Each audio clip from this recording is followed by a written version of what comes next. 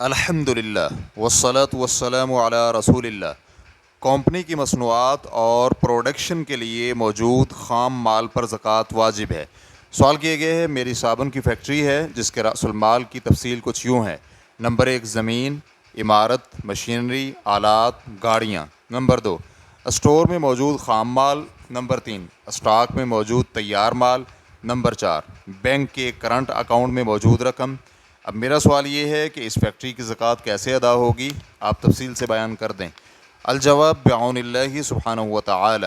اول، سونے چاندی اور کرنسی نوٹوں پر زکوٰۃ واجب ہوتی ہے۔ اسی طرح مال تجارت، مویشی اور زرعی محصول پر بھی زکوٰۃ واجب ہوتی ہے، جبکہ عمارتوں، مشینری اور زمینوں پر زکوٰۃ تبھی واجب ہوگی جب یہ چیزیں تجارت کے لیے برائے فروخت ہوں۔ اس بنا پر آپ کی ملکیت میں موجود غیر منقولہ جائیداد یعنی عمارت اور زمین سمیت آلات، مشینری اور گاڑیوں میں زکوٰۃ نہیں ہے، جبکہ مارکیٹ میں بھیجنے کے لیے تیار مال اور خام مال دونوں میں زکوٰۃ واجب ہوگی، کیونکہ خام مال کو بھی تیار کر کے فروخت کرنے کے لیے خریدا گیا ہے۔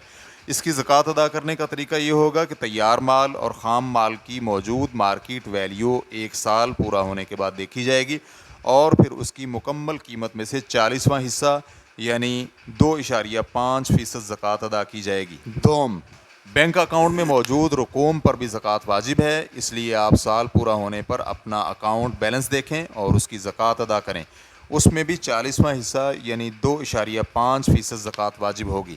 اسی طرح آپ نے جو مارکیٹ سے رقم وصول کرنی ہے اور لوگ آپ کو واپس کرنے کے حامی ہیں اور ادا کرنے پر تیار ہیں، یعنی نہ ہی وہ اس قرض کا انکار کرتے ہوں اور نہ ہی تنگ دست ہوں، تو پھر ان سب رقوم کی سال گزرنے پر زکوٰۃ ادا کریں گے۔ جبکہ وہ قرض جو آپ نے کسی کے دینے ہیں تو وہ صحیح موقف کے مطابق زکوٰۃ کے فرض ہونے پر اثر انداز نہیں ہوتے، نہ ہی ان کی رقم مجموعی زکوٰۃ کے مال سے منہا کی جائے گی۔ واللہ تعالی اعلم۔ اسلام QA ریکارڈنگز، مؤسسۃ الشیخ محمد صالح المنجد، المملکۃ العربیۃ السعودیہ، فتویٰ نمبر 125918۔ والسلام علیکم ورحمۃ اللہ وبرکاتہ۔